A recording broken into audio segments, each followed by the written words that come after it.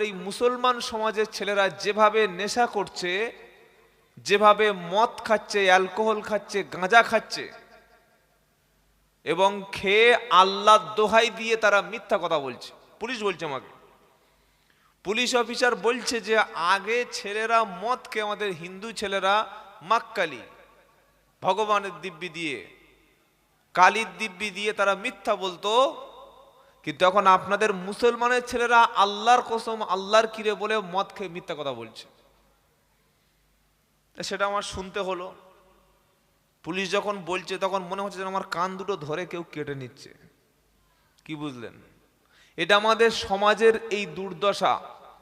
এই দুর্দশা কখনো জলসা দিয়ে রোখা যাবে না। যাবে?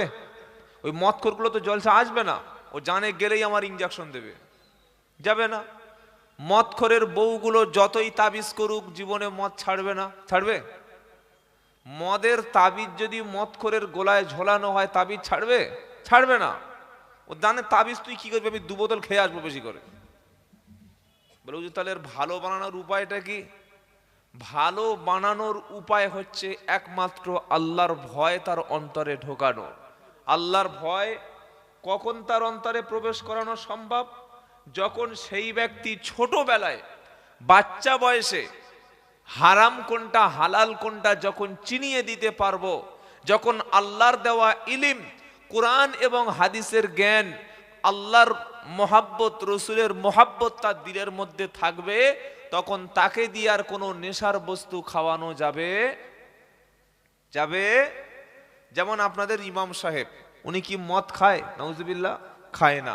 গাঁজা খায় না, বিড়ি সিগারেট খায় না। মুয়াজ্জিন সাহেবও মদ খায় না, মুফতি সাহেব খায় না, হাফেজ সাহেব খায় না। কেন? তার সিনার মধ্যে আল্লাহর ভয় আছে।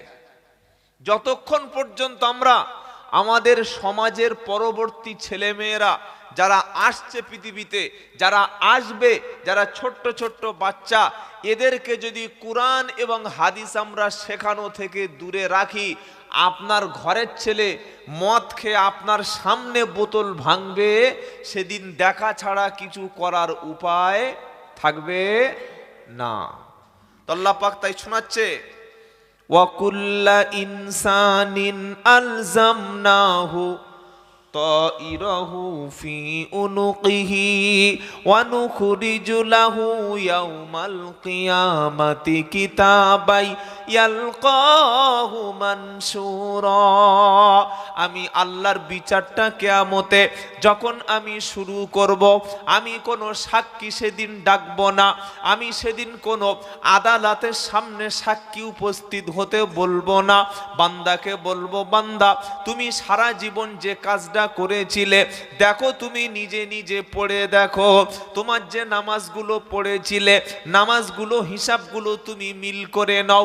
শীতের সময় নামাজ পড়ার চাইতে ওযু করা কষ্টের কাজ। কি বলছেন বলেন? ফজরের সময় নামাজের চাইতে ওযু করতে কষ্ট বেশি লাগে না? লাগে না? লাগে না? ফজরে শীতের সময় ঠান্ডা পানিতে হাত দিয়ে ওযু করেছে যারা, জাহান্নামের আগুন থেকে বেঁচে গিয়েছে। সুবহানাল্লাহ, আল্লাহু আকবার। এই ওযুর অংশগুলি কিয়ামতের দিন নূর চমকাতে থাকবে। ইয়াউমা তারাল মুমিনিনা ওয়াল মুমিনাতি ইয়াসআনুরুহুম বাইনা আইদিহিম ওয়া বিআইমানিহিম বুশরাকুমুল ইয়াউমা জান্নাতুন তাজরি মিন তাহতিহাল আনহার। সূরার নাম হাদিদ, 18 পারা 3 নম্বর লাইনের 12 নম্বর আয়াত। আমার আল্লাহ পাক শোনাচ্ছে, আমি আল্লাহ মুমিন ব্যক্তি, আমার বিশ্বাসী ইমানদার ব্যক্তির কিয়ামতের দিন যখন অন্ধকার হবে, তাদের সামনে নূর দেব, পিছনে তাদের নূর দেব, ডাইনে নূর দেব, বাম দিকে তাদের নূর দেব, নূর আলা নূর বানিয়ে দেব। আর এই নূর যাদের শরীরে থাকবে, যাদের সামনে পিছনে নূর থাকবে, আমি আল্লাহ আমার নূর দ্বারা ঢেকে দেয়া ব্যক্তিগুলিকে সেদিন জান্নাতের দিকে আহ্বান করব। আখেরাতে যদি নূর পেতে চাও ওজুর পানিটাকে ভালো করে ব্যবহার করো। অনেক মেয়ে ছেলে আছে মুখের উপরে ফেস ওয়াশ মাখে, অনেক মেয়ে ছেলে আছে মুখের উপরে বিভিন্ন রকম কি মাখে, মেকআপ। যখন আর নেই মেকআপ তখন হয়ে যাচ্ছে ব্রেকআপ। যতদিন মেকআপ ততদিন ব্রেকআপ নয়। কথা বুঝতে পেরেছেন?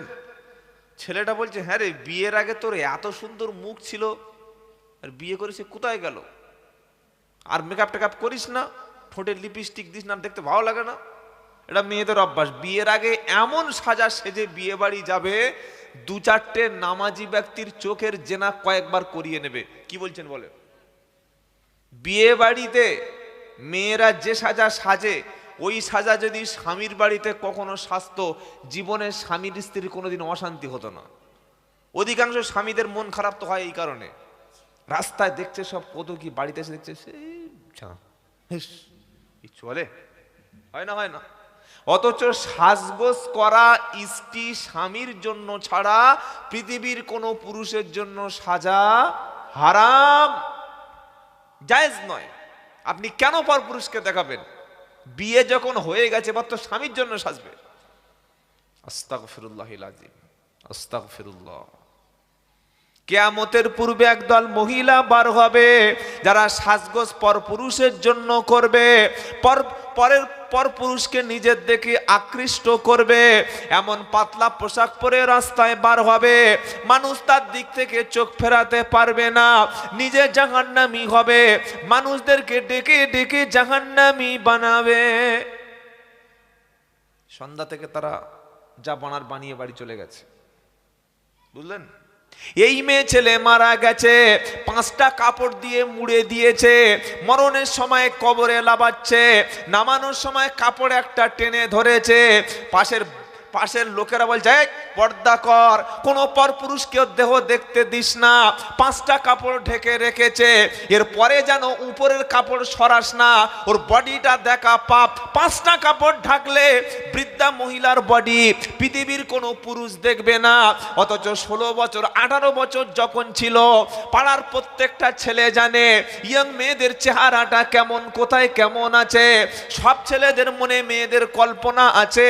যখন ঢাকার দরকার ছিল তখন ঢাকনাটা খুলে দিল, আর মরে গেছে 5টা কাপড় দেওয়ার পরে কেন উপরে এবার মোটা কাপড় দিলে বলো?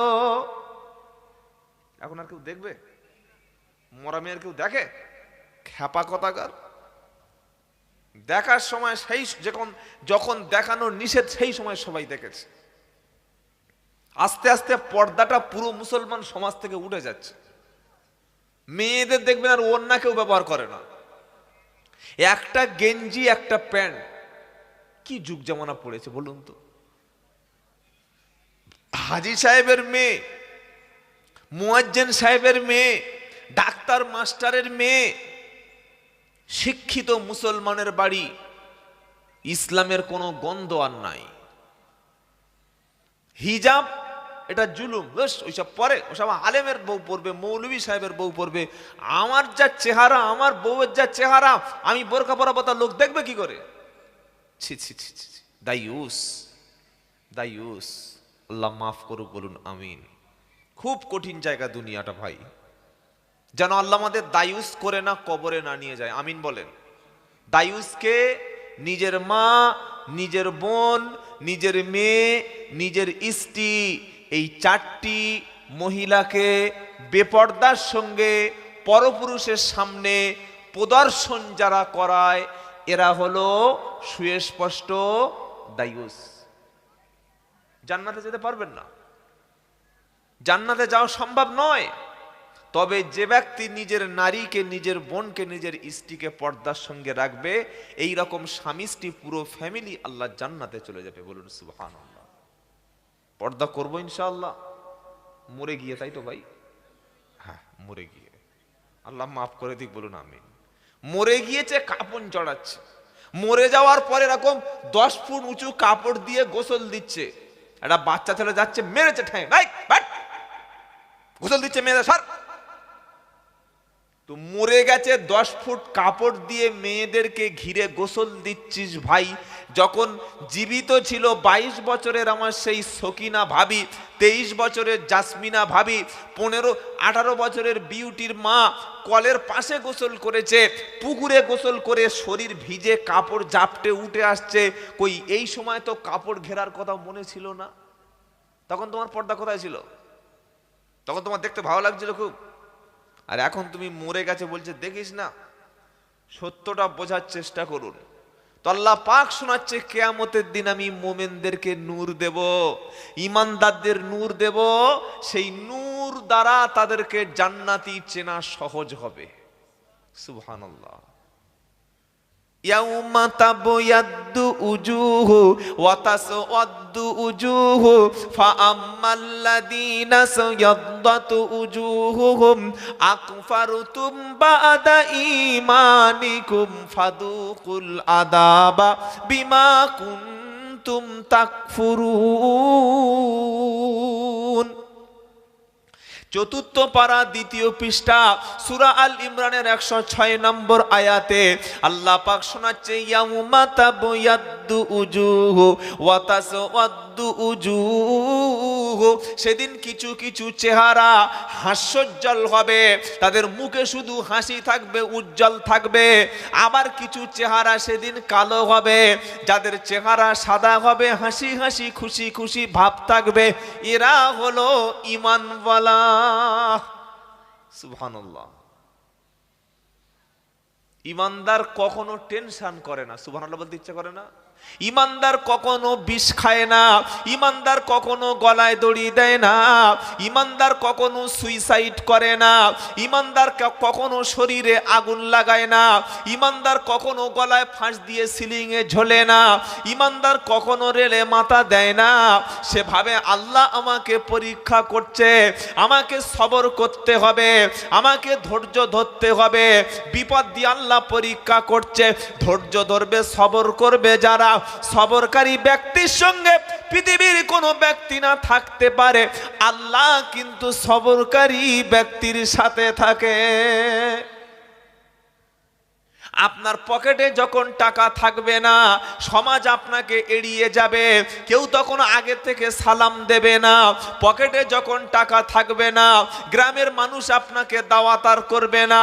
আপনি যখন গরিব হয়ে যাবেন, কেউ আপনার ফোনে বিনা কারণে ফোন করবে না। আপনি যখন বিছানায় পড়ে অসুস্থ হয়ে যাবেন, কেউ আপনার দিকে ফিরে তাকাবে না। ওই রকম বিপদ মুসিবতে যদি কোনো বান্দা ধৈর্য ধরে, যদি কোনো বান্দা সবর করে, আল্লাহ পাক শোনাচ্ছে ইন্নাল্লাহা মা'আস সাবিরিন। তুমি বিপদে পড়লে বিবি আর পাশে পাবে না, বাচ্চা তোমার পাশে থাকবে না, বন্ধুরা তোমার সঙ্গে আর চায়ের আড্ডায় যাবে না, তোমার শ্বশুর কখনো তোমার খবর নেবে না, ভাড়াবাই তখন তোমার দিকে চোখ তুলে তাকাবে না।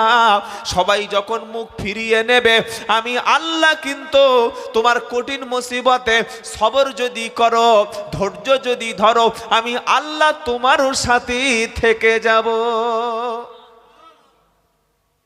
সেজন্য ঈমানদার ব্যক্তি কখনো সুইসাইড করে না।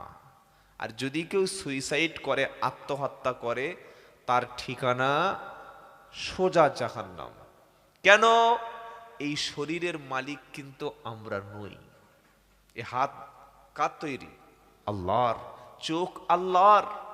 আপনার কাছে রেখে দিয়েছে কয়েকটা দিনের জন্য, ফিরিয়ে নেবে না? নেবে না, ফিরিয়ে নেবে। তো আপনি আল্লাহর মাল নিয়ে আত্মহত্যা করছেন, মানে সাহস তো আপনার কম নয়। কেউ আপনার কাছে বলছে ভাই 1 কেজি 2 কেজি মুরগি কিনে দিচ্ছি, তুই তোর আমার বাড়িতে ভাবির কাছে দিয়ে দিবি। আপনি পথে জবাই করে খেয়ে নিলেন, ঠিক কাজ করলেন তো? কথা বলে না। আপনাকে কেউ বললো ভাই 5টা ডিম কিনে দিচ্ছি, বাড়িতে পৌঁছে দিবি, আপনি খেয়ে নেবেন? তো এই শরীরটা আল্লাহ আপনার কাছে 60 বছর 70 বছর 80 বছর 90 বছর হায়াত দিয়ে রেখেছে। দেখি কি করে, দেখি কি করে। অনেক ছেলেরা নিজের বডিতে, অনেক মেয়েরা দেখি ব্লেড টানে।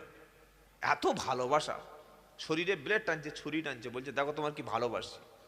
ছি ছি ছি ছি, হারাম। অনেক মানুষ বউয়ের সঙ্গে ঝগড়া করে 3 দিন ভাত খায় না, 4 দিন খাওয়া বন্ধ করে দেয়, বললে আমি মরবো। কেন? বললে কি লাভ আছে খেয়ে? আত্মহত্যা করা যাবে না, শরীরের কষ্ট দেওয়া যাবে না। এজন্য ইসলামে সারা বছর রোজা করার কোনো বিধান নাই। সারা বছর রোজা করতে বলেছে নবী নাকি? তিনজন ব্যক্তি আল্লাহর নবীর স্ত্রীর কাছে এসে নবীর আমাল, নবীর ইবাদত জিজ্ঞাসা করতে এসছে। কজন? তিনজন। নবী সাল্লাল্লাহু আলাইহি সাল্লাম তখন বাড়িতে ছিলেন না। তারা যখন জিজ্ঞাসা করছেন পর্দার আড়াল থেকে, ভালো করে শুনে রাখুন স্বরূপনগরের মুসলমানেরা, নবীর জামানায় পৃথিবীতে কোনো পুরুষ কোনো নারীর সঙ্গে খোলাখুলি সামনাসামনি পর্দার আড়াল ছাড়া কথা বলতো না। আর এখন স্বামী বাড়ি নাই, বাইরে থেকে একজন এসে বলছে কালু চাচা বাড়ি আছে, বাড়ির মেয়েরা দরজা খুলে দিয়ে বলছে ও ভাই, ও ভাই বস বস বস, চা খাও চা খাও, বস। চেয়ার দিয়েছে। কালু চাচার বউ, চাচার বউ চেয়ার দিয়েছে, বলে বসো কাকা, বসো চেয়ার বসো, চা খাবে? বলছে আমার একটু সুগার। বলছে সুগার ফ্রি চা করে দিচ্ছি। বলে আমার সুগার আছে। বলে সুগার ফ্রি বিস্কুট দিচ্ছি, খাও, বসো, গল্প করো। স্বামী যে বাড়িতে নাই সেই বাড়িতে স্ত্রী পরপুরুষকে আসতে দেবে, এটা তো বিশ্বাস করতো না সাহাবারা। স্বামী বাড়িতে নেই, কাজে চলে গেছে, পরপুরুষকে 1.5 ঘন্টা 2 ঘন্টা 3 ঘন্টা গল্প করতে দিচ্ছে বাড়ির মেয়েরা। এইসব যে ফেরিওয়ালা আসে, কাপড় বিক্রি করতে আসে, বিভিন্ন ফেরিওয়ালা তাদেরকে নিয়ে নিজের ঘরের মধ্যে ঢুকিয়ে যেগুলো মাল কেনে, শরিয়াতের দৃষ্টিতে এটা মোটেও জায়েজ না। কথা মনে থাকবে ইনশাআল্লাহ। তাহলে এটা যদি জায়েজ না হয়, বন্ধন অফিসার, লোনের অফিসার মাঝখানে, আর পাড়ার বৌমারা, ভাবিরা, চাচিরা, খালারা, আন্টিরা, মাসিরা, পিসিরা, এরা চতুর্দিকে বসে যে লোন আর বন্ধন অফিসারের সাথে বসে বসে যে গল্প করছে, এটা নফল ইবাদতের সওয়াব হচ্ছে তো? ছি ছি ছি ছি ছি। তবে এরকম মেয়ে এই পাড়ায় কেউ নেই, এসব না বলাই ভালো। কি আছে নাকি? আছে? কোথায় আছে? সব বাড়িতে বসে আছে। আল্লাহ হেফাজত করুক, বলুন আমিন। সকলে আমিন বলেন। তো বলে কি লাভ হয়? বলে তো শুনবে না, এই কান দিয়ে শুনে কান মৌলবি বললে হবে। তবে দায়িত্ব হচ্ছে আমাদের বার্তা পৌঁছে দেয়া, কিয়ামতের দিন কেউ যেন বলতে না পারে। যারা লোন নিচ্ছে, বন্ধনের অফিসারের সঙ্গে গিয়ে বসছে, সুস্পষ্ট তারা জেনার সঙ্গে লিপ্ত আছে। শুধু শরীরের সঙ্গে শরীর মেলালে জেনা নয়, কোন অবৈধ নারীর কথা কোন পুরুষ যদি কান দিয়ে শোনে, সেটা হবে কানের জেনা। অবৈধ পুরুষের সঙ্গে, অবৈধ নারীর সঙ্গে কোন পুরুষ যদি ঘন্টার পর ঘন্টা ফোনে কথা বলে, এটা হলো কানের জেনা। অবৈধ নারীর সঙ্গে, পর স্ত্রীর সঙ্গে কোন পুরুষ যদি ঘুরতে বার হয়, এটা হবে তার সফরের জেনা। কোন অবৈধ নারীর সঙ্গে হাতে হাত দিয়ে যদি ঘরে হাতে হ্যান্ডশেক করে, এটা হবে হাতের জেনা। কোন অবৈধ নারীর কথা ব্রেনের মধ্যে চিন্তা করা, এটা হলো ব্রেনের জেনা। কোন অবৈধ নারীর নাম্বার পেয়ে তার সঙ্গে কথা বলার সুযোগ না পেয়ে ফোনের মাধ্যমে চ্যাটিং করা, হোয়াটসঅ্যাপে ভিডিও কল করা, তার সঙ্গে মেসেঞ্জারে কথা বলা, এটা হলো হাতের জেনা। এই জেনার সঙ্গে বর্তমানে 100-র মধ্যে 70% বিবাহিত পুরুষ এবং নারী জুটে গেছে। জুটে গেছে বোঝেন? স্বামী বাড়ি নাই, নাম্বারটা সেভ করে নিয়েছে, কথা চলছে ফোনে, মেয়েরা ভিডিও কলে কথা বলছে। এই 4 দিন আগে একটা ছেলে আমাকে বলছে, হুজুর একটু দোয়া করুন। মৌলবি দেখলে একটু দোয়া নিতে হয়, তাই তো নাকি? মৌলবি মানে দোয়া ফ্রি আর ফুঁটা ফ্রি। হুজুর আমার ছেলের ফুঁদিন একটু দোয়া করে দিন। মৌলবি দেখলে যা হয় তাই। ওই ডাক্তার দেখলে তো কখনো বলেন না হুজুর একটা ওষুধ লিখে দিন, বলেন বিনা পয়সা দেবে নাকি? দেবে না। মৌলবি দেখলে একটু ফুঁ দিয়ে নিতে হয়, ও কিছু হোক আর না হোক। ভালো ভালো ছেলে বলছে হুজুর মাথায় ফুঁ দিয়ে দিন। কি বুঝলেন বলেন? অথচ সবচাইতে যে ফুঁকটা সন্তানের জন্য, ছেলে মেয়ের জন্য কাজ হবে, সেটা হচ্ছে আব্বা আম্মার ফুঁক। জোরে বলুন না সুবহানাল্লাহ। পৃথিবীর বন্দুক এর গুলি মিস হতে পারে, রিমোট কন্ট্রোল মিস হতে পারে, ফায়ার মিস হতে পারে, বাপ মার দোয়া, বাপ মার ফু সন্তানের জন্য মিস হতে পারে না। এটা আমাদের আজও বিশ্বাস নাই। গাড়ি থেকে নেমে যদি একবার তাকবীর দিয়ে মঞ্চে কোনো হুজুর চেপেছে, মনে করছে ওর ফুঁকটা মুখ থেকে যেন একদম কার্বন ডাই অক্সাইড বার, যা বলবে তাই হবে। কি বুঝলেন? হয়তো এ বিয়াদব নামাজই পড়ে না। অনেক বক্তা আছে নামাজ পড়ে না, শুনলে অবাক হয়ে যাবেন। এগুলো তো মিডিয়ার সামনে বলা যাচ্ছে না। অনেক বক্তা আছে, অনেক না থাকে সব বলেও নিজের কি বলেন, হ্যাঁ ওটাই শুনতে ভালো লাগে, তাই তো। অনেক বক্তা আছে রমজান মাসে রোজা পর্যন্ত করে না। অনেক বক্তা এমন আছে, থাক চেপে যাওয়া ভালো।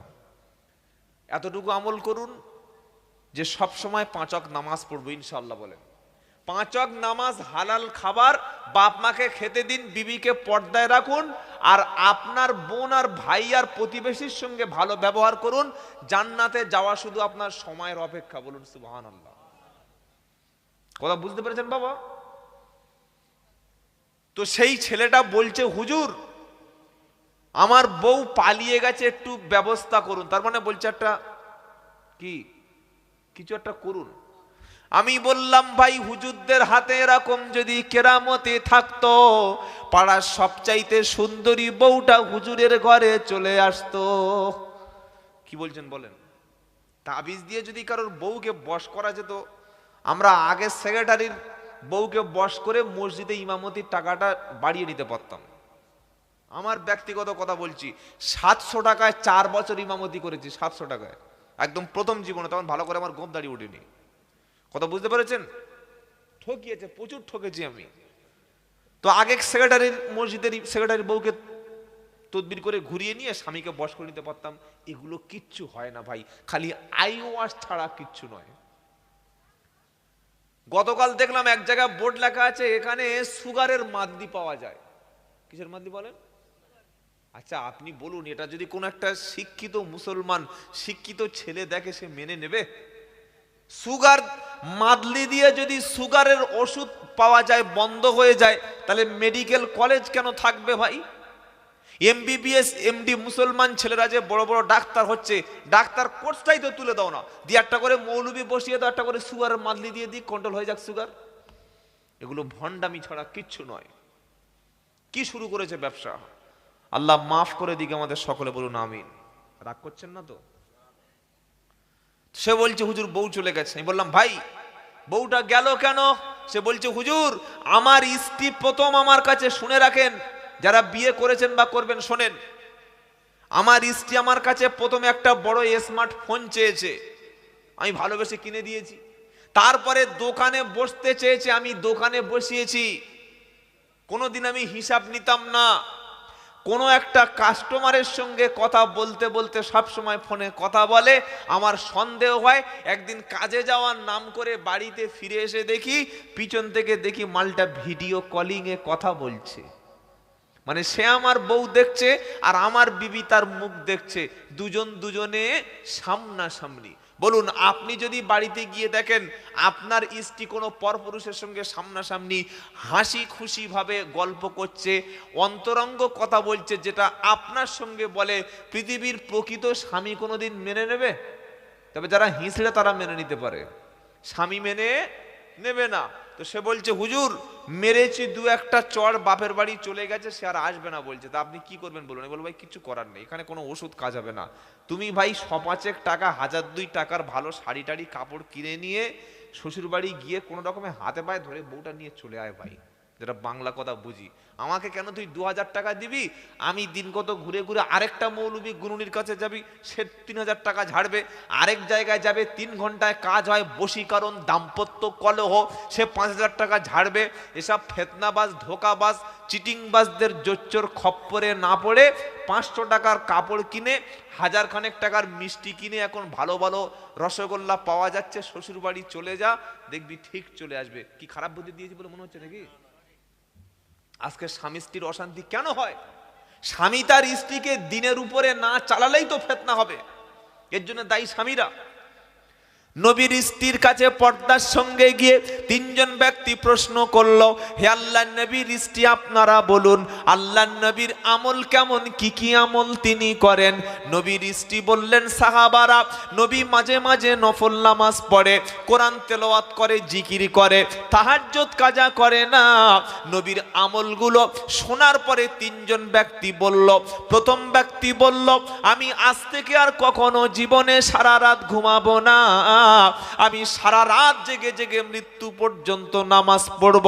আর একজন ব্যক্তি বলল যে না, আমি আজ থেকে কখনো রোজা কাজা করব না, মৃত্যু পর্যন্ত আমি সব সময় প্রতিদিন রোজা রাখব। আর একজন সাহাবা বলল, আমি আজ থেকে আর জীবনে কখনো বিয়ে করব না, কারণ বিয়ে করলে স্ত্রীর সময় দিতে হবে, সংসার করতে গেলে আমার ইবাদতও নষ্ট হবে। কারণ তারা আল্লাহর নবীর আমলগুলো যখন শুনলেন তারা বললেন, নবী তো আল্লাহ পাক তাকে মাফ করে দিয়েছে, আল্লাহ পাকের নবী তিনি এই আমলটুকু করেন, কিন্তু নবীর চাইতে বেশি আমল আমাদের করতে হবে, কারণ নবী আল্লাহর মনোনীত বান্দা। আমরা অনেক ভুল করতে পারি, আমরা বেশি বেশি আমল করব যাতে আর আখিরাতে আমাদের কোনো চিন্তা না করতে হয়। তিনজন ব্যক্তি তিনটি শপথ নিল। প্রথম ব্যক্তি বলল, আমি কখনো সারা রাত ঘুমাবো না। দ্বিতীয় ব্যক্তি বলল, আমি সারা বছর রোজা রাখবো, কখনো রোজা ছাড়বো না। তৃতীয় ব্যক্তি বলল, আমি জীবনে কখনো বিয়ে করব না। এই রকম কথা যখন বলছিল, আল্লাহর নবী সাল্লাল্লাহু আলাইহি সাল্লাম তখন বাড়ির মধ্যে প্রবেশ করলো। নবী কথাটা শুনতে পেয়ে তিনজন ব্যক্তিকে জিজ্ঞাসা করলো, সাহাবা, তোমরা কি এই এই কথাগুলো বলছিলে? তারা বললে, হ্যাঁ ইয়া রাসূলুল্লাহ, হাবিবাল্লাহ, কারণ আপনার আমলের কাছে আমাদের আমল কখনো ধরা ছোঁয়ার মধ্যে পড়বে না। আপনি তো আল্লাহর নবী আর আমরা তো সাধারণ ব্যক্তি, আপনার আমলের সঙ্গে আমাদের আমল কিভাবে কম্পেয়ার হবে? তাই আমি শপথ নিয়েছি কখনো সারা রাত বিছানায় ঘুমাবো না। এই ব্যক্তি শপথ নিয়েছে জীবনে কখনো রোজা ছাড়বে না। তৃতীয় ব্যক্তি শপথ নিল জীবনে কখনো বিয়ে করব না। নবী বললেন, সাহাবা, এটা কখনো কোনো নবুয়াতের কাজ নয়, এটা কোনো মুসলমানের কাজ না যে সারা বছর রোজা রাখবে। তোমার শরীরেরও একটা হক আছে, তোমার বিবিরও একটা হক আছে।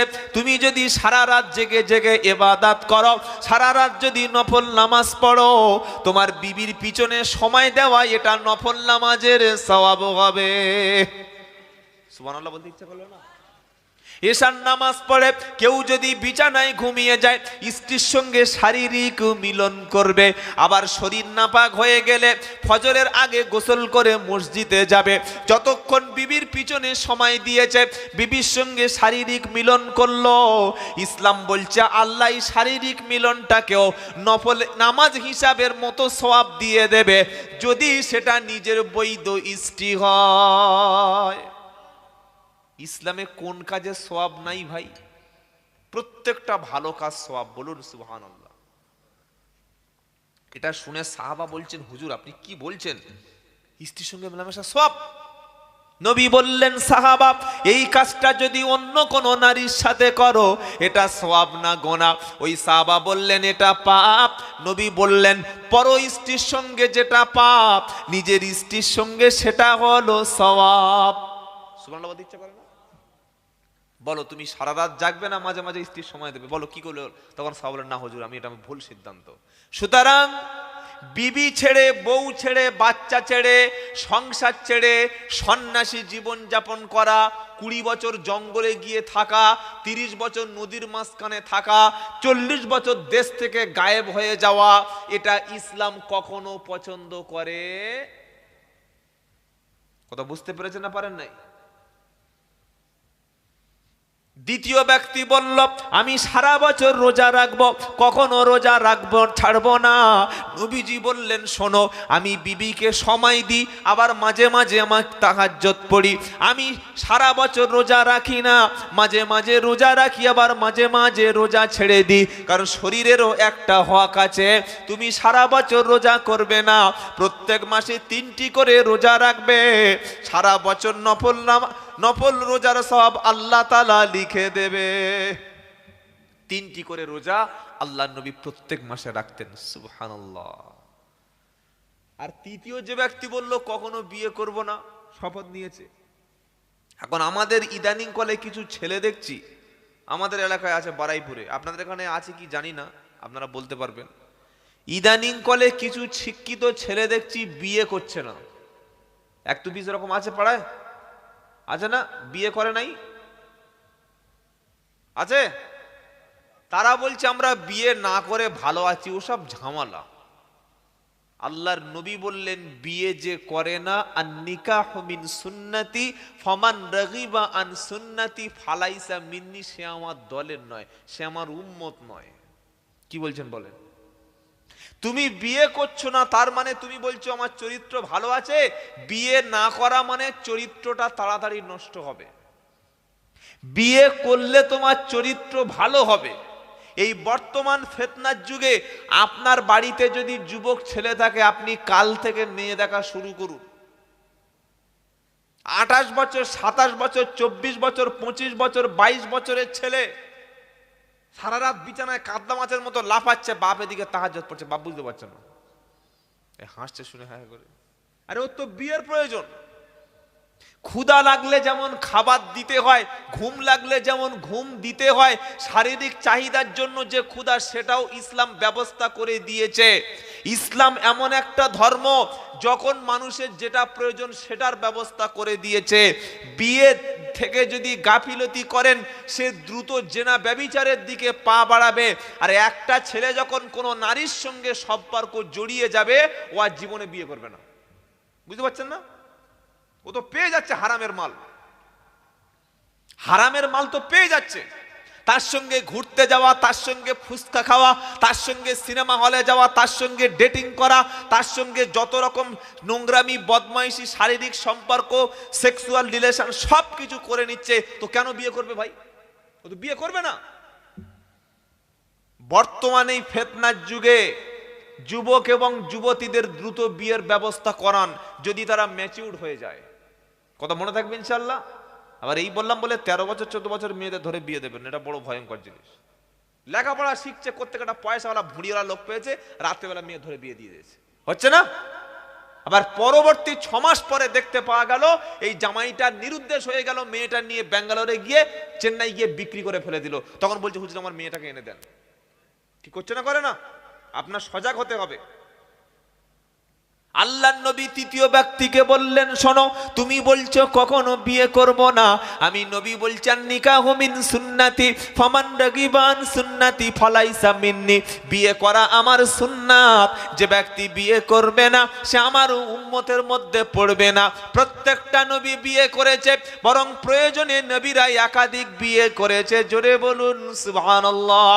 ইব্রাহিম নবী একাধিক স্ত্রী গ্রহণ করেছে, দাউদ নবী একাধিক স্ত্রী গ্রহণ করেছে, সুলাইমান নবী একাধিক স্ত্রী গ্রহণ করেছে। প্রয়োজনের তাগিদে কেউ যদি একাধিক স্ত্রী গ্রহণ করে, ইসলাম কিন্তু তাকে খারাপ বলেনি, তাকে চরিত্রহীন লম্পট বলেনি। খারাপ বলেছে তাকে যে স্ত্রীকে বাড়িতে রেখে পরনারী নিয়ে জেনা ব্যভিচারও লিপ্ত হয়েছে। কি বলছেন আপনারা? বাড়িতে বউ রেখে 1 জানুয়ারি পরের মেয়েদের নিয়ে ঘুরতে গেছে, বাড়িতে স্ত্রী রেখে 25শে ডিসেম্বর পরের স্ত্রী নিয়ে ভলভো বাসে করে দীঘায় যাচ্ছে, বকখালি যাচ্ছে, সুন্দরবনে যাচ্ছে, কোথায় গ্যাংটক যাচ্ছে, হংকং যাচ্ছে, যাচ্ছে না যায় না? এর চরিত্র ভালো, আর যে বিয়ে করছে তার চরিত্র খারাপ। এই 3টি সাহাবীকে নবী 3টি কথা বললেন। এটা বলার পরে নবী বলছে দেখো, তোমাদের চাইতে আমি আল্লাহকে বেশি ভয় পাই। আমি নামাজ রাত্রে পড়ি, আবার কখনো সারা রাত পড়ি না, কিছুক্ষণ পড়ে ঘুমাই। আমি বিবিদের সময় দিই, আবার মাঝে মাঝে নামাজ পড়ি। আমি কিছু সময় রোজা রাখি, আবার কিছু সময় রোজা ছাড়ি। আমি তোমাদের চাইতে বেশি ভয় পাই। আমি তো অনেকগুলো স্ত্রী গ্রহণ করেছি, তোমরা কেন বলছো বিয়ে করব না? শুনতে পেলেন না? পেলেন না? নবী বললেন তোমাদের চাইতে আল্লাহকে বেশি ভয় পাই। তাই বিয়ে করা, নফল ইবাদত করা, রাত্রে ঘুমানো, সামাজিক কাজকর্ম করা, এগুলি সবগুলি সওয়াব। বলুন সুবহানাল্লাহ। যেটা শোনাচ্ছিলাম, আল্লাহ তাআলা কিয়ামতের দিন মুমিন ব্যক্তির কি দেবে? নূর দেবে। বলুন না সুবহানাল্লাহ।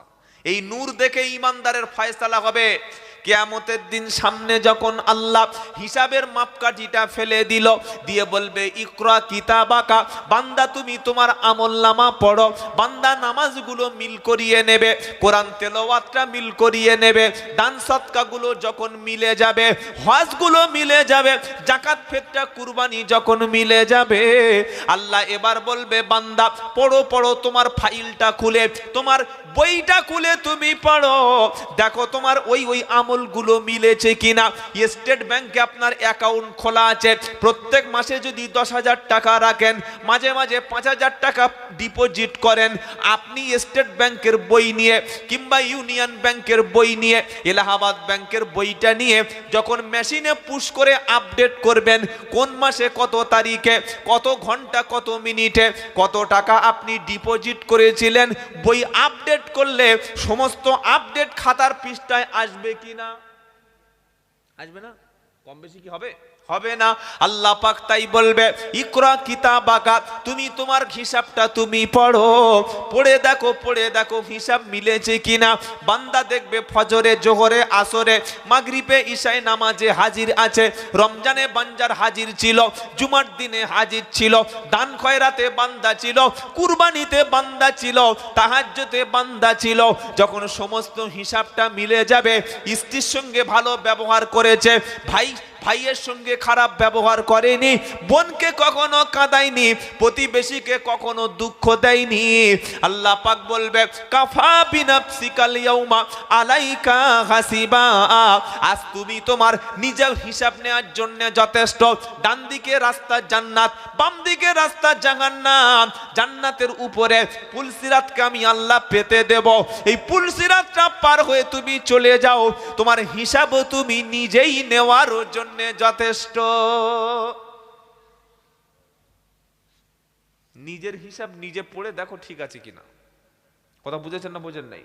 এইভাবে বিচার হবে। বান্দা নিজের বিচার পড়বে আর বলবে ইস আল্লাহ, যদি দুনিয়ায় এই সময়টা না নষ্ট করতাম, আরো আপনার বেশি পিয়ারা বান্দা হতে পারতাম। বলুন সুবহানাল্লাহ। এবার ইমানদার মোমেনেরা, যারা খাঁটি মুসলমান, তারা যখন তাদের কাজের হিসাবগুলো মিল করবে, আনন্দে তারা আত্মহারা হয়ে যাবে। বলুন সুবহানাল্লাহ। ফাআম্মা মান উতিয়া কিতাবাহু বিয়ামিনিহি ফায়াকুলু হা উমকুরাউ কিতাবিয়া ইন্নী যানানতু আন্নী মুলাকিন হিসাবিয়া ফাহুয়া ফি ঈশাতির রাদিয়া ফি জান্নাতিন আলিয়া কুতুফুহা দানিয়া কুলু আশরাবু হানিআম বিমা আসলাফতুম ফিল আইয়ামিল খালিয়া। 29 পারা সূরা হাক্কায় আল্লাহ পাক শোনাচ্ছে দুটি দল হবে। যখন আল্লাহ বলবে আমি বিচারের মাঝখানে, আমি যেদিন বিচারপতি হব, তোমরা সেদিন বাদী অথবা বিবাদী হবে। আমার সামনে বান্দাকে দাঁড় করিয়ে দেব, আর আমার সামনে দাঁড়ানোর আগে ইমানদার ব্যক্তির কাজের ফাইলটা, তার হিসেবটা, তার আপডেট বইটা ডান দিক থেকে, ডান হাতে সামনের দিক থেকে আমার পক্ষ থেকে কাজের হিসাবটা ইমানদার ব্যক্তির সামনে থেকে ডান দিকে কাজের হিসাবটা হাতে পেয়ে যাবে। কোন হাতে? ফাআম্মা মান উতিয়া কিতাবাহু বিয়ামিনিহি, যখন আমি আল্লাহ তার ডান হাতে আমলনামাকে ছেড়ে দেব, ফায়াকুলু হা উমুকরাউ কিতাবিয়া, বলবো বান্দা তুমি তোমার হিসাবটা পড়ো, তোমার আমলটা তুমি পড়ো, তোমার রেজাল্টটা তুমি দেখো। ফায়াকুলু হা উমুকরাউ কিতাবিয়া, ইমানদার মুমিন ব্যক্তি যখন কাজের হিসাবটা পাবে, ডান হাতে আমলনামা পাবে, সে বলবে ফায়াকুলু হা উমুকরাউ কিতাবিয়া ইন্নী জানান্তু আন্নী মুলাকিন হিসাবিয়া। ইমানদার ব্যক্তি সেদিন বলবে আমি অবশ্যই হিসাবের মুখোমুখি হব, এটা আমি জানতাম, আমি নামাজ পড়েছিলাম, এগুলো কিয়ামতে পাবো, গরিবদেরকে খাদ্য খেতে দিয়েছিলাম, শীতকালে মানুষকে পোশাক পরতে দিয়েছিলাম, মানুষের কষ্টে মানুষের পাশে দাঁড়িয়েছিলাম, আমি জিকির করেছি, সুবহানাল্লাহ, তাসবিহ পড়েছি, এ কাজগুলি করেছিলাম, আমি নিশ্চয় নিশ্চয়ই জানতাম হিসাবের মুখোমুখি হব। জোরে বলো সুবহানাল্লাহ। ফাহুয়া ফি শাতির রাদিয়া, সে খুব আনন্দে থাকবে, খুশিতে থাকবে, তার মনে কোনো দুঃখ হবে না। সে অবস্থান করবে কোথায়? ফি জান্নাতিন আলিয়া, জান্নাতের সুউচ্চ সর্বোচ্চ মাকামে ঈমানদার ব্যক্তি সেদিন অবস্থান করবে। কুতুফুহা দানিয়া, কুতুফুহা দানিয়া, সমস্ত ফলমূলগুলো, সমস্ত খাদ্যগুলি, সমস্ত নাজ নেয়ামতগুলি সবগুলি তার সামনের দিকে ঝুঁকে পড়বে। যেটা চাইবে সেটা পাবে, যেটা চাইবে সেটা পাবে। আচ্ছা, এখন আমরা যারা মানুষ, আমাদের কাছে কয়েকটা খুব মূল্যবান চাহিদার জিনিস। এক নম্বর, প্রত্যেক মানুষের একটা চাহিদা, সবচাইতে একটা সুন্দর থাকার মতো ঘর। কি বলছেন বলেন? চাহিদা নেই থাকার মতো ঘর? প্রত্যেকের চাহিদা আছে একটা সুন্দর থাকার মতো ঘর। দুনিয়ার ঘরটা স্থায়ী না আখিরাতের ঘরটা স্থায়ী? আল্লাহু আকবার। যে ঘরের ধ্বংস নাই, যে ঘর থেকে বার হতে হবে না, যে ঘরের কোনো শেষ নাই, যে ঘরটা এত বড়, এত বিশাল বিস্তৃত, এই পৃথিবীর 10 গুণ বড় জান্নাত নিম্ন শ্রেণীর একটা ঈমানদারকে আল্লাহ দান করবে। বলুন সুবহানাল্লাহ। অনেকে শুনে মনে করছে মৌলবি মনে হচ্ছে মাঝে মাঝে গাঁজা টানে। একটা ঈমানদারের যদি পৃথিবীর থেকে 10 গুণ বড় জান্নাত দেয়, নবীদের জন্য কত বড় জান্নাত, এই সাহাবাদের জন্য কত বড় জান্নাত, ওলিদের জন্য কত বড় জান্নাত, ঈমানদারদের জান্নাত। আল্লাহর জায়গাটা কই? একার যদি 10টা পৃথিবী দিয়ে দেয় তো আল্লাহর জায়গা কই? মনে প্রশ্ন আসে না? হয়তো ঈমানদার বলে বিশ্বাস করছি, কিন্তু কলেজের একটা শিক্ষিত ছেলে বলবে সালা মৌলবি গাঁজা খায়। এ গাঁজা না খেলে ভুলভাল কথা কি করে বলতে পারে যে ছোট একটা ঈমানদারের পৃথিবীর থেকে 10 গুণ বড় জান্নাত দেবে? আপনি ঘুঘু দেখেছেন কিন্তু ফাঁদ দেখেননি। কুয়োয় যদি কোনো ব্যাঙ কুয়োয় বাস করে, সে কুয়োটাকে মনে করে আটলান্টিক মহাসাগর। কি বুঝলেন বলেন? কুয়োটাকে কি মনে করে? আটলান্টিক মহাসাগর।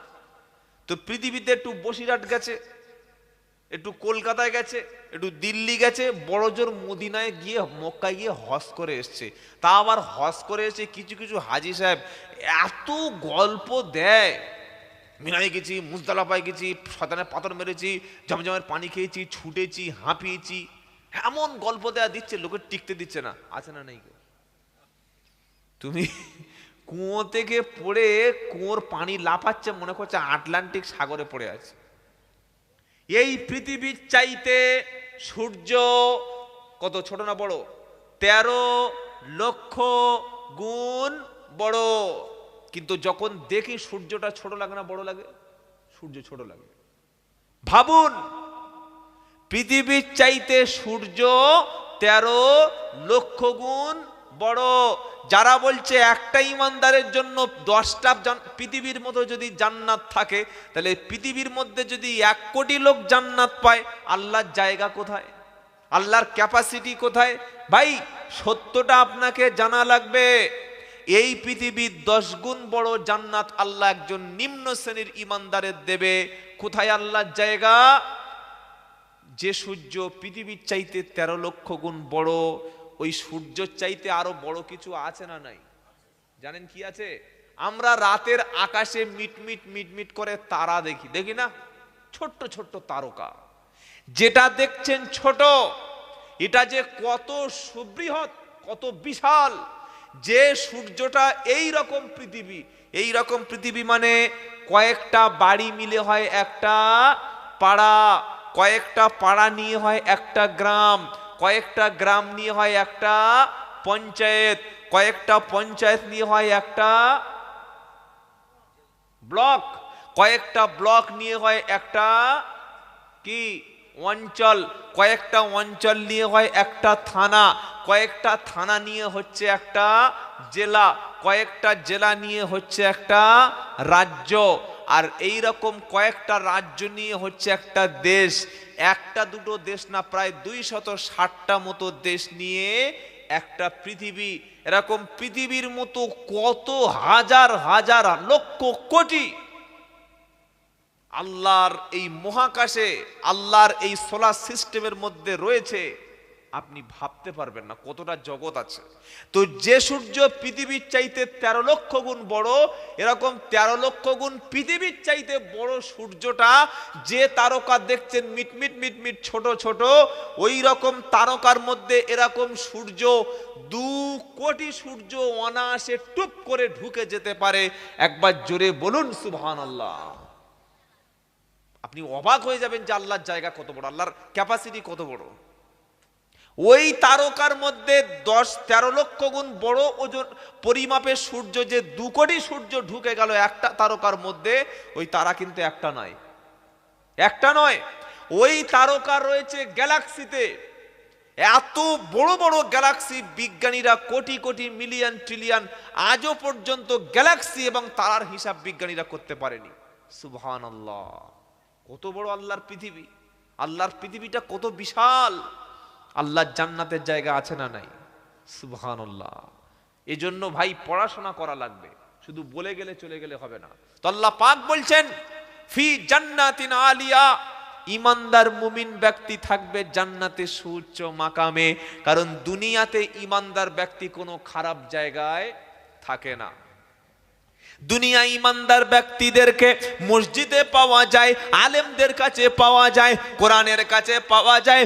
দুনিয়ায় ইমানদার ব্যক্তিদেরকে মদের আড্ডায় পাওয়া যায় না, সুদের আড্ডায় পাওয়া যায় না, কোনো অবৈধ নারীর কাছে পাওয়া যায় না, গানের অনুষ্ঠানে পাওয়া যায় না, মদের অনুষ্ঠানে পাওয়া যায় না, খেলাধুলার অনুষ্ঠানে মুসলমান যায় না।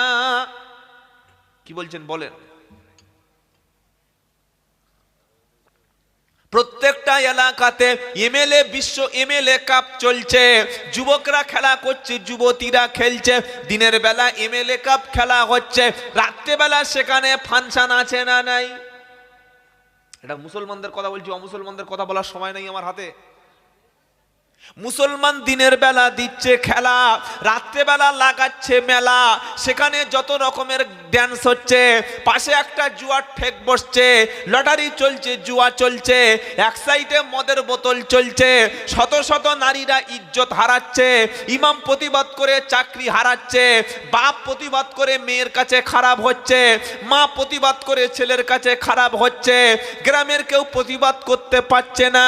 এই রকম পরিস্থিতি যখন তৈরি হবে, কিয়ামত একেবারে সামনে এসে গেছে, আর মোটে বিলম্ব হবে না। আগে জলসায় কোনোদিন এরকম লাইটিং, সাউন্ড সিস্টেম এগুলো কিচ্ছু ছিল না।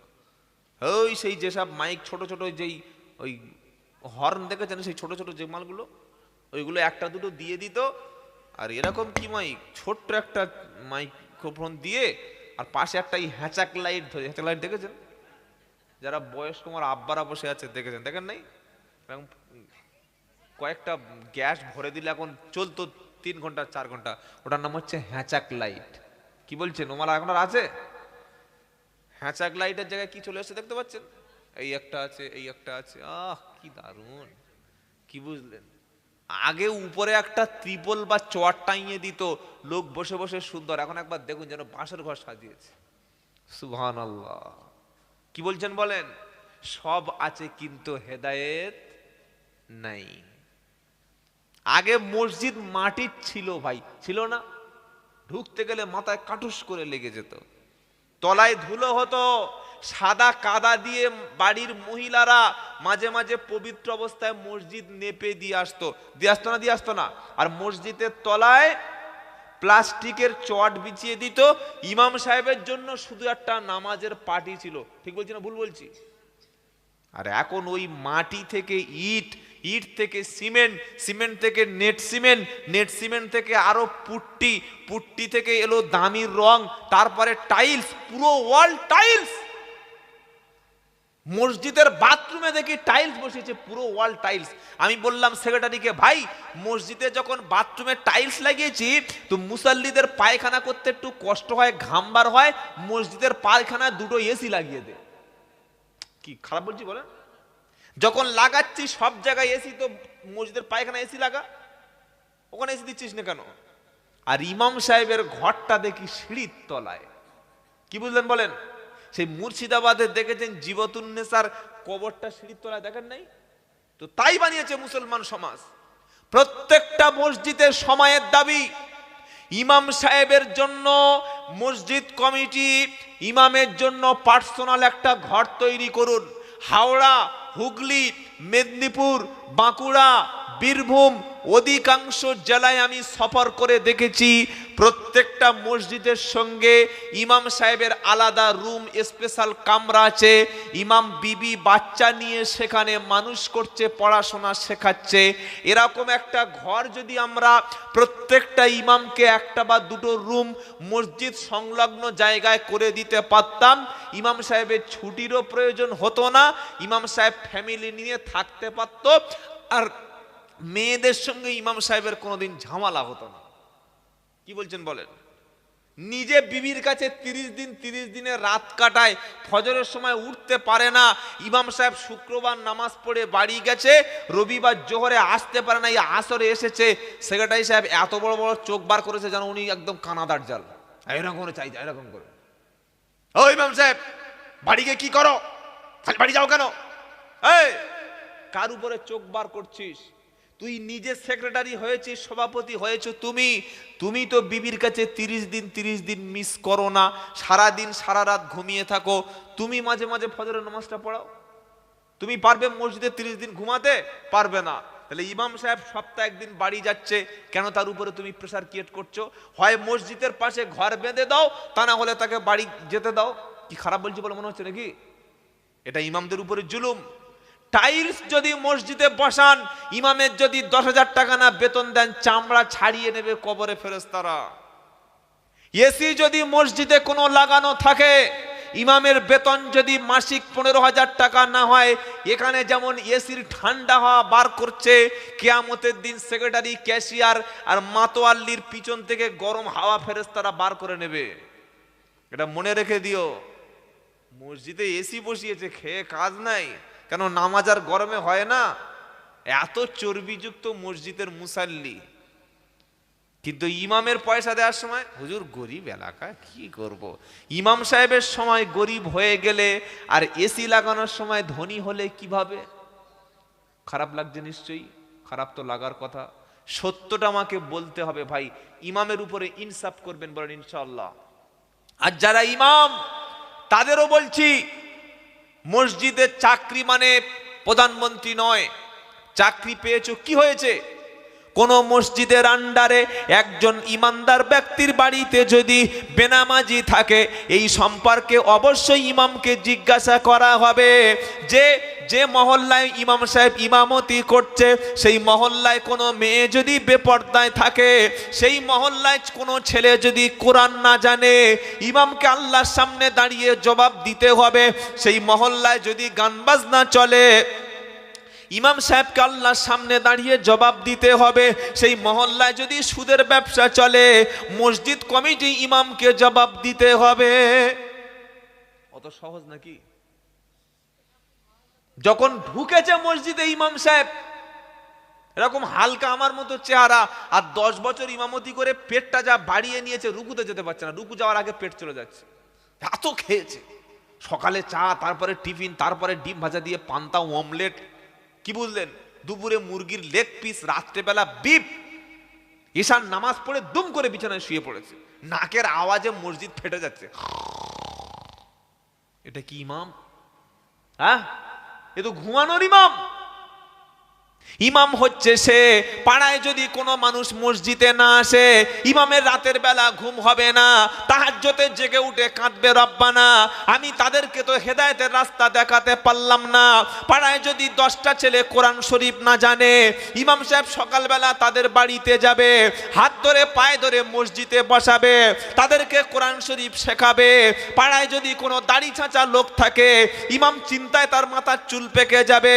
পাড়ায় যদি কোনো রকমের হারাম কাজ হয় ইমাম সেক্রেটারি সভাপতিকে নিয়ে বাধা দেবে, এটাই হলো ইমামের দায়িত্ব।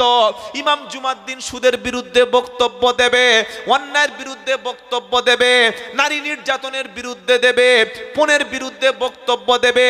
মসজিদের সেক্রেটারি ইমাম ঘোষণা করবে যার বাড়িতে পণের বিয়ে হবে, যে ছেলে বিয়ের সময় মেয়ের বাপের কাছ থেকে টাকা চাইবে, গাড়ি চাইবে, পয়সা চাইবে, সোনা চাইবে, মসজিদ থেকে তার বাড়িতে কোনো কাজ হবে না, ইমাম তার বাড়িতে বিয়ে পড়াবে না, এটাই হলো ইমামের দায়িত্ব। এই ইমাম হাজারে একটা পাওয়াও খুব মুশকিল। এরকম ইমামতি চাকরি করতে হলে সে হয়তো জান্নাতে গিয়ে করতে হবে, দুনিয়া আর হবে না। কিছু বুঝতে পেরেছেন? মসজিদের সেক্রেটারি ক্যাশিয়ার সব সময় চায় যে মুরগি ইমাম। কি ইমাম বলুন? মুরগি ইমাম। কেন সুদের বিরুদ্ধে বলতে যাচ্ছ তুমি বাবা? কেন ঘুষের বিরুদ্ধে বলতে যাচ্ছ? বেনামাজি আছে তা কি হয়েছে? আরে বেনামাজি মরে গেলে তো তোমার ডেকে এক খতম পড়াচ্ছে, তোমার তো 2000 টাকা দিচ্ছে, বেনামাজির বাড়ি তো মিলাদ হচ্ছে, বেনামাজির বাড়িতে তুমি তো দোয়া করে 3000 টাকা পাচ্ছ, বেনামাজির মাকে তুমি 3 দিন 10 দিন 40 করে বছরে একবার মিলাদ পড়িয়ে দুটো মাল কামাচ্ছ, খাও না ভাই, তুমি কেন কাটি দিচ্ছ পিছনে? ভালো লাগছে না? কি কথা বুঝতে পারছেন না? পাচ্ছেন না? ইমামের অনেক বড় দায়িত্ব আছে। সমাজ পরিবর্তনে একটা ইমাম অনেক ভূমিকা রাখতে পারে। পাড়ায় কোনো ছেলে যদি স্কুলে না যায়, কোনো অশিক্ষিত ছেলে, ইমাম সাহেব বাপকে বোঝাবে, ইমাম সাহেব শিক্ষা সম্পর্কে জুমার দিন বক্তব্য দেবে। ইমাম বছরে 53টা জলসা মসজিদে করতে পারে। আপনারা কি বলছেন বলেন? 53টা জলসা করতে পারে? পারে না? জুমার দিন 20 মিনিট এখানে 1 ঘন্টা আগেই বক্তব্য শুরু করবে। আমি আব্দুল্লাহ জুবায়ের যত বক্তব্য করি আপনাদের কানে যতটুকু না পৌঁছাবে, ইমাম জুমার দিনে 20 মিনিট কথা বললে এর চাইতে বেশি প্রভাব জুমার দিনের বক্তব্য আছে। ঠিক বলছি না ভুল বলছি? সেখানে মেলা নাই, হই হুল্লোড় নাই, প্রত্যেকে ইমামের কথাটা শোনে। এই রকম সিচুয়েশনে ইমামরা কেন সমাজ পরিবর্তনের ডাক দিচ্ছেন আমি বুঝতে পারছি না। যখন ফিলিস্তিনে 24 ঘন্টায় কয়েক হাজার মুসলমান শহীদ হচ্ছে, আসমান থেকে বোমবার্ষণ হচ্ছে, হসপিটাল গুড়িয়ে দেওয়া হচ্ছে, স্কুলগুলো পানি নাই, খাবার নাই, মানুষ হাহাকার করছে, সেই সময় মসজিদে বসে আমরা ফতোয়া দিচ্ছি। কি ফতোয়া দিচ্ছি? যে কিয়াম করা যাবে কিনা। এটা কিয়ামের সময়? এই বিয়াদব কোথাকার, এটা কিয়ামের সময়? ফিলিস্তিনের মুসলমানগুলো বাইতুল মুকাদ্দাসের জন্য যখন জীবন দিচ্ছে, নিজের বাচ্চাকে শহীদ করে মা হাসছে, আল্লাহু আকবার। সাংবাদিকরা বলছে কি মা, বাচ্চা শহীদ হয়ে গেছে, হাসছে কেন? ফিলিস্তিনি মা বলছে, খাদিজার উত্তরসূরি বলছে, সুমাইয়াদ উত্তরসূরি বলছে, বাচ্চা মারা গেছে, শহীদ হয়ে গেছে, এখানে দুঃখ আমার নাই, আমি হাসছি এই কারণে বাইতুল মুকাদ্দাস বিজয় করার জন্য আমার বাচ্চাকে আমি আল্লাহর কাছে দিতে পেরেছি, এটাই আমার জন্য গৌরব। সুবহানাল্লাহ। 4টে সন্তান হারিয়ে মা হাসছে, 4টে সন্তান হারিয়ে বাপ হাসছে, ওটা জান্নাতি হাসি, ওটা শুকরিয়া হাসি। আর আমরা কি করছি?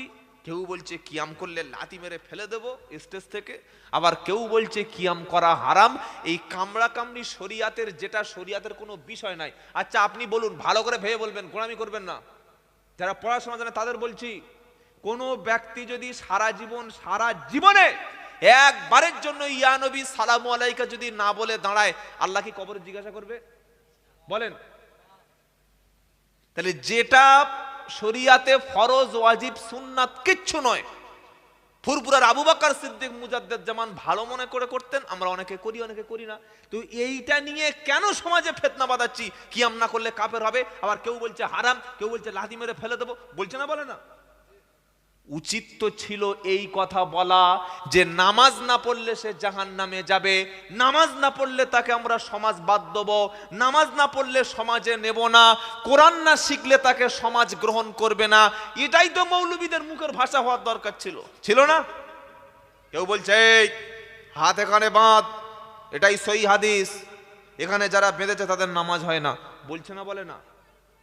তাহলে যাদের হাত নাই এখান থেকে হাত কাটা, তারা কোথায় হাত বাঁধবে ভাই?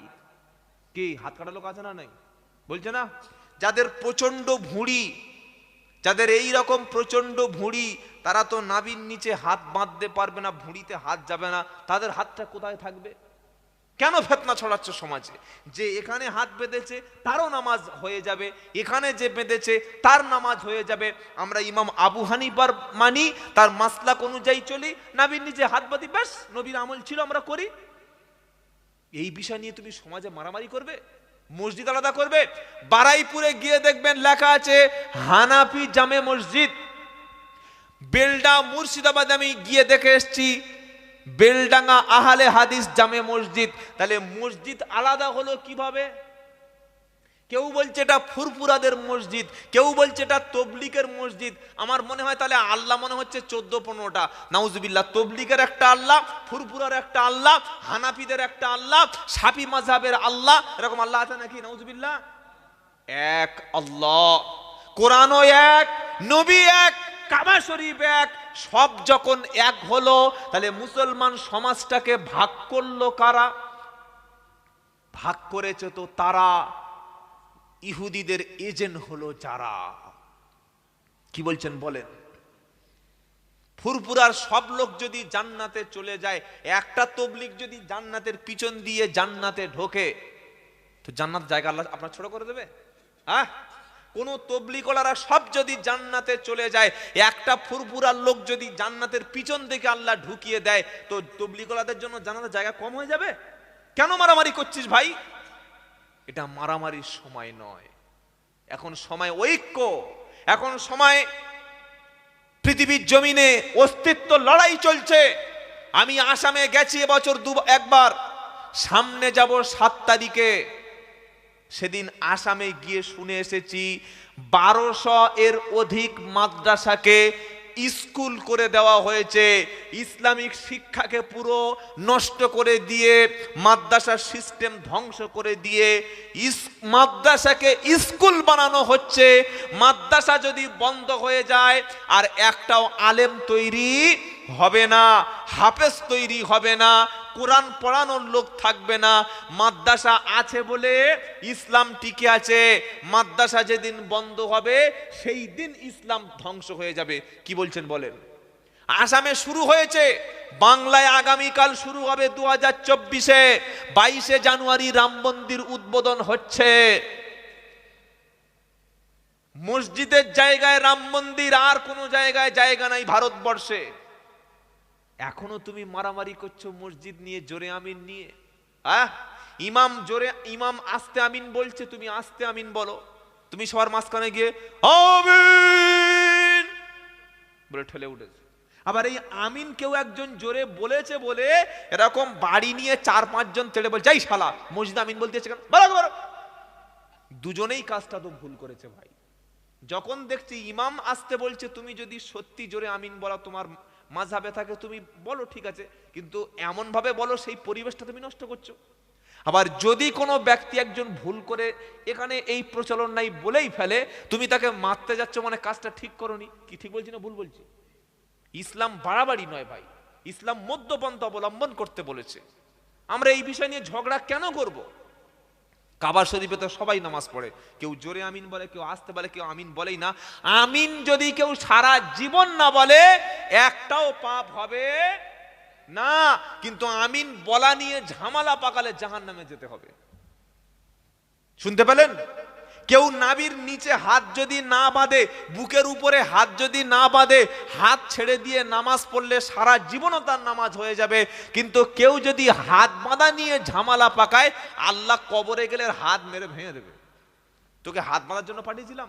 এই বিয়াদব, কত ছেলে নামাজ পড়তে পারে না, হাত বাঁধা দূরের কথা, হাত আল্লাহু আকবার বলেই না। কই তাদের নিয়ে কোনোদিন তো মিটিং বসাসনি? কেন ঝামেলাগুলো পাকাচ্ছেন সমাজে? কোথায় কিছু বক্তা বক্তব্য করতে এসছে, কোরআনে এত বাক্য রয়েছে, এত হাদিস রয়েছে, আলোচনা কর। সাহাবাদের জীবনী বললে রাতের পর রাত চলে যাবে, শুধু সূরা ফাতিহার তাফসীর করলে কয়েক বছরে শেষ হবে না। ও বাদ দিয়ে বাবারা, আমার নবী নূরের তৈরি বাবা, আমার নবীকে যারা নবী নূরের না বলে তারা কাফের বাবা, তারা কাফের বাবা, তারা কাফের। তুই কাফের ডিলার নাকি? হ্যাঁ, তুই কাফের ডিলার। নবী নূর হোক যা হোক সেটা আল্লাহ ভালো জানে। এই বিষয়গুলো জনসাধারণকে কেন মানুষের কাছে বিভ্রান্ত করছেন? এই সমস্ত কথা জলসায় বলতেই দেবেন না। কথা মনে থাকবে ইনশাআল্লাহ। কোনো ফেতনাবাজ বক্তাকে জলসা দাওয়াত করবেন না, অনুরোধ করে বলে যাচ্ছি। ছোট্ট ছোট্ট বিষয় মানুষের মধ্যে উস্কে দিচ্ছে। কেন উস্কাচ্ছেন? কেন? সুদের বিরুদ্ধে কথা বলুন, জেনার বিরুদ্ধে কথা বলুন। বৃদ্ধ পিতামাতা সমাজে সবচাইতে অবহেলিত। 100-র মধ্যে 90টা বাপ রাত্রিবেলা ভাত পায় না, মা চিকিৎসায় ছটফট করছে, ছেলেগুলো বউ নিয়ে ভুলে গেছে, শাশুড়িকে নিয়ে ভুলে গেছে, নিজের গর্ভধারিণী মাকে ভাত দেয় না। কই এই নিয়ে বক্তব্য তোমার মুখে নাই? তুমি নবী নূর না মাটি নিয়ে মারামারি করতে এসছো? সাধারণ মানুষ নূরের কি বোঝে? সাধারণ মানুষ মাটির কি বোঝে? কেন এইগুলো ছোট ছোট বিষয়গুলো বলছো? কষ্ট পাচ্ছে নাকি বললাম বলে? আমরা চাইছি, আমি চাইছি সমাজ যেন এক হয়ে যায়, আমাদের মধ্যে ভাগাভাগি যেন না হয়। একটা জলসা দিলে পাড়ায় যদি দুটো ভাগ হয়ে যায়, ওই জলসা দেওয়ার চাইতে জলসা না দেওয়াই ভালো। কি বলছেন বলেন?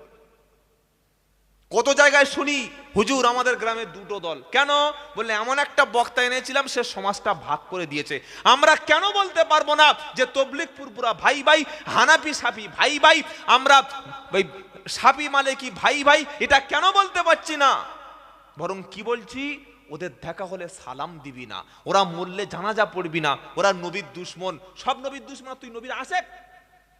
আল্লাহর নবীর জামানায়, আল্লাহর নবীর জামানায় সবচাইতে বড় দুশ্মন নবীর বাড়িতে খেতে এসেছে, নবী খাইয়ে আপ্যায়ন করে ছেড়েছে। বলুন সুবহানাল্লাহ।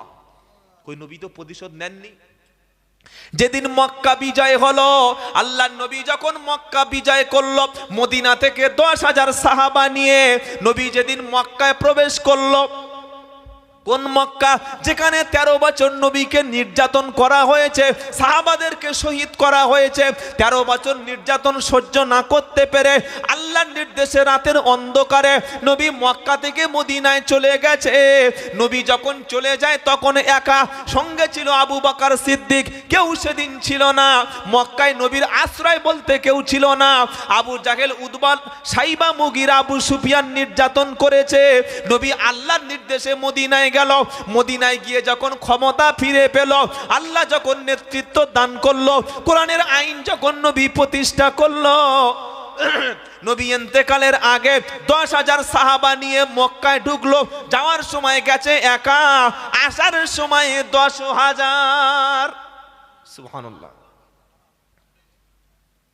যে নবীকে মক্কা শরীফে তওয়াফের আগে, মদিনায় যাওয়ার আগে কাবা শরীফে ঢুকতে দেওয়া হয়নি, নবীর জন্য কাবা শরীফ থেকে বার করে দেওয়া হয়েছে। নবী যখন 10,000 সাহাবা নিয়ে মক্কা বিজয় করছিল, সেদিন আল্লাহর নবীর হাতে কাফেরদের পক্ষ থেকে, কুরাইশদের পক্ষ থেকে নবীর হাতে কাবা শরীফের চাবি সেদিন তুলে দেওয়া হয়েছে। চিন্তা করতে পারছেন? সকলে তো ভয় পেয়ে গেছে। কেন? যে 13 বছর ছিল ক্ষমতায় ইসলামের দুশ্মনেরা, এবার আল্লাহর নবী মদিনা জয় করেছে, পুরো আরবের প্রেসিডেন্ট হয়ে গেছে, এবার আর রেহাই নাই। কি যখন রাজ্যে কিংবা দেশে কোনো দল ক্ষমতায় আসে, বিরোধী দল যারা শাসকে ছিল, তারা যদি হেরে যায়, তারা গ্রামে থাকে না, পালিয়ে বেড়ায়? পালিয়ে বেড়ায় না? পালায় না? পালায় না? কোথায় চলে যায় কোনো খবর পাওয়া যায় না। তো মক্কার কুরাইশগুলো যারা 13 বছর নবীকে নির্যাতন করেছে, তারা লুকাচ্ছে, কেউ এখানে কেউ ওখানে। তারা ভাবছে আজকে আমাদের আর খবর নাই, সব শেষ করে দেবে। 10,000 সাথী নিয়ে নবী মক্কায় প্রবেশ করলো। তারা হাত জোড় করে বলছে, মুহাম্মদ আজ আমাদের কি হবে, কি হবে বলো, আজ আমাদের সঙ্গে কি ব্যবহার করবে তুমি বলো। তারা জানে আমরা সব শেষ। কি যে নির্যাতন করেছি সব শেষ। আল্লাহ নবী সেদিন কি ধৈর্য ধরেছিলেন। নবী সেদিন বললে, হে কুরাইশরা,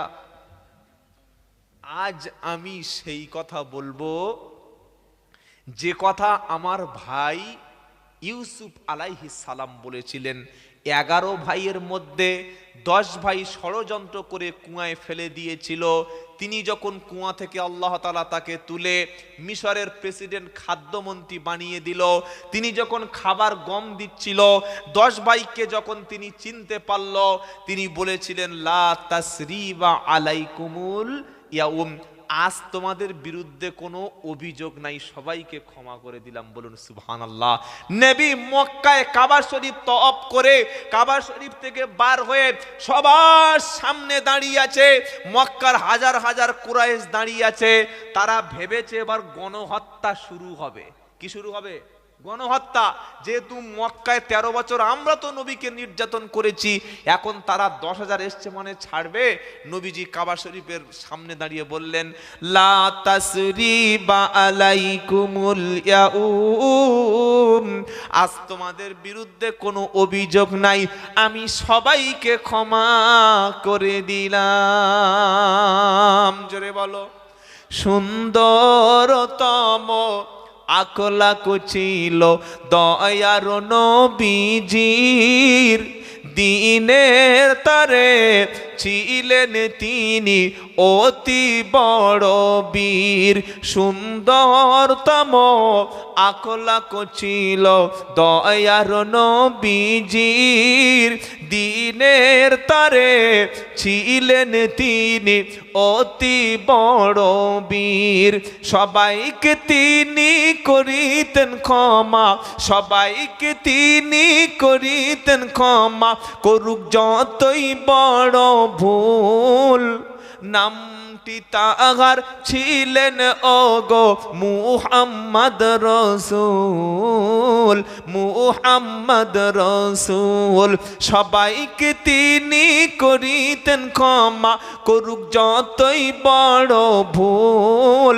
নামটি তাহার ছিলেন ওগো মুহাম্মদ রসূল, মুহাম্মদ রসূল। লা ইলাহা ইল্লাল্লাহ, সবাই পড়েন লা ইলাহা ইল্লাল্লাহ, লা ইলাহা ইল্লাল্লাহ, লা ইলাহা ইল্লাল্লাহ, লা ইলাহা ইল্লাল্লাহ, মুহাম্মাদুর রাসূলুল্লাহ সাল্লাল্লাহু। নবী ক্ষমা করতেন, আমরাও ক্ষমা করব। বলুন